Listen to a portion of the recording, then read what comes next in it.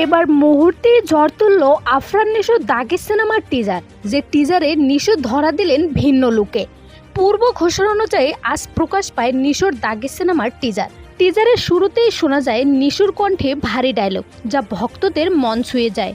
পুরো টিজার জুড়েই ছিল ধামাকাদার অ্যাকশন আর রহস্য ভরপুর। টিজারে দেখানো হয় নিশো জেলের কয়েদি এবং আফরান নিশোর লুকিয়ে ছিল পরিবর্তন। 1 মিনিট 8 সেকেন্ডের টিজারে ভক্তদের মন ছুঁয়ে গেছে নিশো। কালার গ্রেডিং, বিজিএম ও ফাইট নিয়ে প্রশংসাও করে অনেকেই। একজন বলেন, বস আগের থেকেও বড় ক্যারেক্টার নিয়ে ফিরছেন এবং একটি লুক ও টিজারের অপেক্ষায় ছিলাম আমরা। অন্য আরেকজন বলেন, টিজার দেখে মনে হয়নি এটা আমাদের দেশের সিনেমা। অ্যাকশন ও বিজিএম ছিল অসাধারণ, ঈদ কাঁপাবে এই দাগি।